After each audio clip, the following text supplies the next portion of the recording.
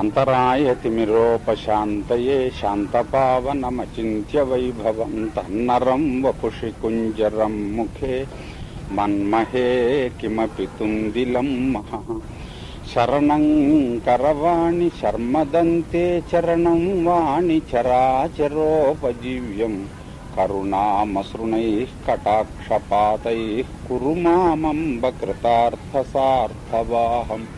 గురుర్బ్రహ్మా గురుర్విష్ణుర్గురుర్దేవో మహేశ్వరః గురుః సాక్షాత్ పరం బ్రహ్మ తస్మై శ్రీ గురవే నమః. వ్యాసం వసిష్ఠనప్తారం శక్తేః పౌత్రమకల్మషం పరాశరాత్మజం వందే సుకతాదంతపోనిధిం. అచతుర్వదనో బ్రహ్మా ద్విబాహురపరో హరిః అఫాలలోచన శంభుర్భగవాన్ బాదరాయణః. వంశీ విభూషితకరన్నవనీరదాభాత్ పీతాంబరాదరుణబింబఫలాధరోష్ఠాత్ పూర్ణేందు సుందరముఖాదరవిందనేత్రాత్ కృష్ణాత్ పరం కిమపి తత్వమహం న జానే. గోష్పదీకృతవారాశిం మశకీకృతరాక్షసం రామాయణ మహామాలారత్నం వందే నీలాత్మజం. ఆపదామపహర్తారం దాతారం సర్వసంపదాం లోకాభిరామం శ్రీరామం భూయో భూయో నమామ్యహం. పూజ్యాయ రాఘవేంద్రాయ సత్యధర్మరతాయ చ భజతాం కల్పవృక్షాయ నమతాం కామధేనవే. నారాయణం నమస్కృత్య నరం చైవ నరోత్తమం దేవీం సరస్వతీం వ్యాసం తతో జయముదీరయేత్. పాండుర్హి రాజా ద్రుపదస్య రాజ్ఞః ప్రియః సఖా చ ఆత్మసమో బభూవ. తస్యైష కామో దుహితామమేయం స్నుషాం ప్రదాస్యామి హి కౌరవాయ. ఈయనలోన నేర్పు ఏమిటంటే ఎంత సరాసరి ప్రారంభించారో చూడండి. పాండు మహారాజు గారు మా ద్రుపద మహారాజు గారికి స్నేహితుడు, ప్రాణ స్నేహితుడు. ద్రుపద మహారాజు గారు కోరిక ఏమిటంటే పాండురాజు గారితో విజయం పొందాలి అని. కానీ తస్యేష కామః దుహితామమేయం, నా కూతురు ఆయనకు కోడలు కావాలి అని మా రాజుగారు అనుకుంటూ ఉండేవారు. మరి ఈ మనస్సులో ఉన్నటువంటి కోరిక ఆయనకి తీరిందా?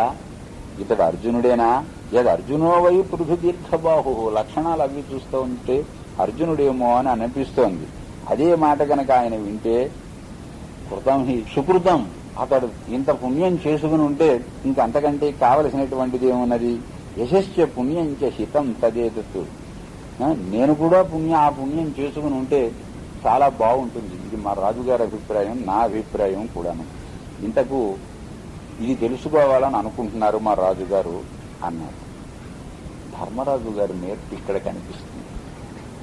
అవతల ద్రుపద మహారాజు గారు తన పితృసఖుడు, ఆయనకు మర్యాదకు లోపముగాను తాను వ్యవహరింపకూడదు. ఈవేళ తను ఎంత ప్రచ్ఛన్నముగా ఉన్నా, ఎంత భాగ్యహీనుడుగా ఉన్నా, ఎంత రాజ్యహీనుడుగా ఉన్నా తను లోపుగా కనిపించడానికి వీల్లేదు. ప్రత్యేకించి తెచ్చిపెట్టుకోవలసినటువంటి అవసరం లేదు. సహజమైనటువంటి దర్జా టీవీ ధర్మరాజు గారికి ఉండనే ఉన్నది. ఈ మాటకు సమాధానం చెప్పడానికి ముందర ఆయన ఉత్తమ లక్షణం ఏమిటో కనిపించాలి. అందుకోసం ముందర భీమసేన వారు గురువులు, ద్రుపద మహారాజు గారు గురువులు, వారికి యథోచితమైనటువంటి సత్కారం చెయ్యి అన్నట్ట ధర్మరాజు గారు. ఆయన గుమ్మల నుంచినే ప్రారంభించాడు. ఈయన వచ్చి రాగానే ముందర మాటలు ప్రారంభించాడు. మాన్య పురోధా ద్రుపదస్య రాజ్ఞ. ద్రుపద మహారాజు గారి పురోహితులు అయిన మన్నించదగిన వారు, వారికి అర్ఘ్యభాగ్యములు ఇయ్యి అన్నాడు. వెంటనే భీమసేనుడు అటువంటి మహానుభావులు వచ్చినప్పుడు ఎలాగ వారిని సత్కరించాలో ఆ విధముగా భాగ్యము, అర్ఘ్యము, పానీయము అన్నీ కూడా సమర్పించి ఆయన్ని గౌరవించారు. గౌరవించిన తర్వాత ఆయన సుఖంగా కూర్చున్నాక ధర్మరాజు గారి గడసరితనం కూడా కనిపిస్తుంది ఆ చెప్పడంలో కూడా. ఎప్పుడు ఎదుటివారి మీద గౌరవం ఉండడం వేరు, ఆయన చేసినటువంటి పనిలో ఏదైనా కొంచెం అసామంజస్యం ఉంటే దాన్ని ఉపేక్షించడమో లేకపోతే దాన్ని కూడా చూపించడమో చేయడం అనేది వేరు. ధర్మరాజు గారు వెంటనే అన్నాడు కదా, ఏమి స్వామి, పాంచాల రాజేన సుత నిసృష్ట స్వధర్మ దృష్టేన యథా న కామ. పాంచాల రాజు గారు ఈ స్వయంవరం ప్రకటించారు. దేన్ని బట్టి ప్రకటించారు? ఆయన క్షత్రియ ధర్మం ఏదో దాన్ని అనుసరించి ప్రకటించారు. క్షత్రియులు ఈ రకమైన వీర్యశుల్కం ఏర్పాటు చేయడమో మత్స్యంతరం వంటిది, రాముని విషయంలో శివధనుస్సును ఎక్కువ పెట్టాలి అని అన్నారు. లేదా కేవలం వచ్చి కూర్చుంటే వాళ్ళని ఎవరినో చూచి ఆ ఉన్నవారిలో యోగ్యుడిని చూచి మెడలో దండ వేయడమో ఇలా చేయడం స్వయంవరం. ఆ క్షత్రియ ధర్మం ప్రకారమే ఆయన చేశారు కదా. నా కామ కేవలం ఆయన ఇష్టం వచ్చినట్లుగా ప్రవర్తించడం కాదు. ఆయన ఏమన్నాడు, మత్స్యంతరం కొట్టినటువంటి వాడికి పిల్లనిస్తాను అని అన్నాడు. ఇచ్చేశాడు. మా వాడు కొట్టాడు, పిల్లనేమో తెచ్చుకున్నాం. నతత్ర వర్ణేషు కృత వివక్ష. ఇక్కడ ఒక మాట అన్నాడు. కానీ ఆయన వర్ణ వివక్ష ఏమీ చెప్పలేదే. రెండు తేడాలు మనకు కనిపిస్తున్నాయి. క్షత్రియులందరూ ఏమన్నారంటే, కోపం వచ్చినప్పుడు క్షత్రియులందరినీ స్వయంవరానికి పిలిచి రమ్మని పిలిచి బ్రాహ్మణుడికి పిల్లనిస్తాడా అని వాళ్ళు అక్కడ ఆక్షేపించారు.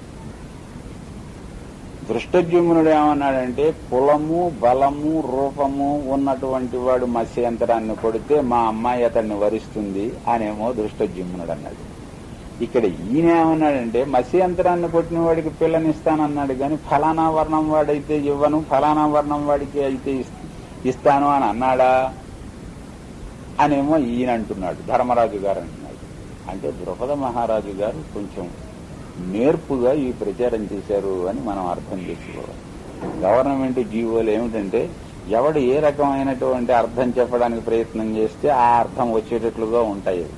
చిట్ట చివరికి సుప్రీంకోర్టు ఫుల్ బెంచ్ చెప్పిన అర్థం ఫైనల్ అవుతుంది. ఈ లోపల ఎల్డీసీ ఓ అర్థం చేస్తాడు, యూడీసీ ఓ అర్థం చేస్తాడు, సూపరింటెండెంట్ ఓ అర్థం చేస్తాడు, అసిస్టెంట్ సెక్రటరీ ఓటు చెప్తాడు, సెక్రటరీ ఓటు చెప్తాడు, అసలు పార్టీ ఇంకొకటి అర్థం చెప్తాడు. దీనికి అన్నింటికి విశేషమైంది. ఇలాగా కొంచెము ఎవరు ఏ రకంగానైనా అనుకోవడానికి అవకాశముగా ఈ ప్రచారం జరిగిందన్నమాట. లేదా ఏమంటాడో చూద్దామని ధర్మరాజు గారు అని ఉండాలి. నత్ర వర్ణేషు కృత వివక్ష నచాపి శీలే. ఈ మాట అన్నాడు, బాగుంది. వర్ణము విషయం చెప్పలేదు, కులము విషయం చెప్పలేదు. ఇది ఆయన గారు పెట్టిన దాంట్లో ఉన్న ఒక లోపం కూడా. ఈ రకమైన శీలం ఉన్నవాడే కావాలి అని అన్నాడా? ఎవడైనా సరే పరమ రౌడీ ఒకడొచ్చి ఆ మత్స్యంతరాన్ని కొడితే వాడికి ఇవ్వాల్సిందే. వాడి శీలం కూడా ఆయన గారు ఇదేమనుకోలేదు. అంతా అయిపోయిన తర్వాత కృతేన సజ్జేన హి కార్ముకేణ విద్యేన లక్ష్యేణ హి సా విసృష్ట. ఆ ధనుస్సుకి అల్లితాడు కట్టి బాణం ఎక్కుపెట్టి కొడితే ఆ లక్ష్యం పడితే పిల్లనిస్తానన్నాడు. ఆ విధంగా ఇచ్చేసాడు. మరి ఇప్పుడు ఇంత అయిన తర్వాత మా వాడు ఆ లక్ష్యాన్ని భేదించి తీసుకుని వస్తే సంతాపమర్హత్య సుఖాయ కర్తం. ఇప్పుడు ఎందుకు ఆయన విచారించడము? ఇది ఏమైనా అవసరం అనుకుంటే ముందరే ఈ విచారణ ఏమైనా చేయవలసింది అన్నాడు.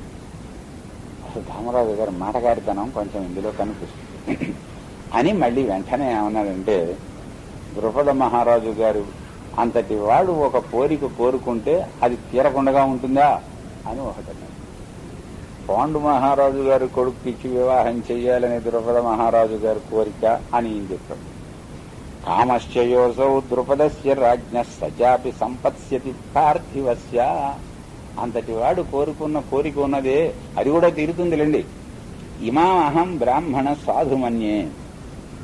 ఇటువంటి ద్రౌపది ఉన్నదే, ఈమె లభించడం కూడా చాలా మంచికే జరిగింది అని మేం కూడా అని అనుకుంటున్నాం. అసలు ఈ సందేహం మీ రాజుగారికి ఎందుకు వచ్చింది అన్నాడు. ధర్మరాజు గారి గడసరతనమాట. నతద్ధనుర్మందవలేన శక్యం. సామాన్య బలవంతుడు ఆ ధనుస్సును ఎక్కువ పెట్టగలడా? అసలు అల్లితోడు దానికి తగిలించడం కూడా సాధ్యమవుతుందా? అల్పబలిష్ఠుడైనా విలువిద్యలో నేర్పరి కాకపోయినా ఆ మత్స్యంతరాన్ని కొట్టడం సాధ్యమవుతుందా?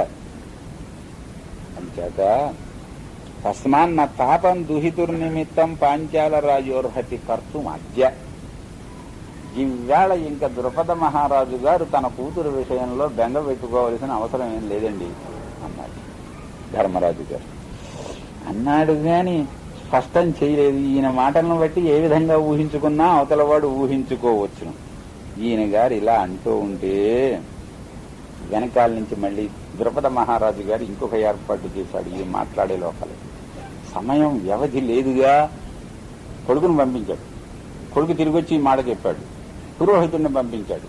పురోహితుడు వెళ్లిన వెంటనే మళ్ళీ ఆయనకి ఇంకొక ఆలోచన వచ్చిందనమాట. లేదా కొంచెం వ్యవధిచ్చి పరీక్ష తర్వాత పరీక్ష చేద్దాము అనైనా అనిపించి ఉండాలి. 5, 1, 6 ఈయన రథం ఎలాగా వేసుకుంటాడు. 6 రథాలను పంపించాడు ద్రుపద మహారాజు గారు ఈ వచ్చిన మనిషితో. 5 రథాలు కూడా గొప్ప రథాలనే తీసుకుని వచ్చారు. ఆ రథాలు వచ్చి రాగానే, అయ్యా వరపక్షీయులకు అందరికీ కూడా విందు చేద్దామనుకుంటున్నారు మా మహారాజు గారు, మిమ్మల్ని అందరినీ పిలుచుకుని రమ్మన్నారు అన్నాడు. ఆ వచ్చినటువంటి ప్రధానుడు ఓ మంత్రి లాంటివన్నీ పంపించాడనమాట. ఇమే రథ కాంచన పద్మ చిత్రాహ, ఇవ్వనండి బంగారు పద్మాలతోటి అలంకరించినటువంటి రథాలు మీరందరూ దయచేయండి అన్నారు. అంటే ప్రతిదీ పరీక్షే. అక్కడి నుంచి స్వస్తి ప్రజాభ్య పరిపాలయంతాం న్యాయేన మార్గేణ మహీం మహిషా గోబ్రాహ్మణేభ్య శుభమస్తు నిత్యం లోకాః సమస్తాః సుఖినో భవంతు.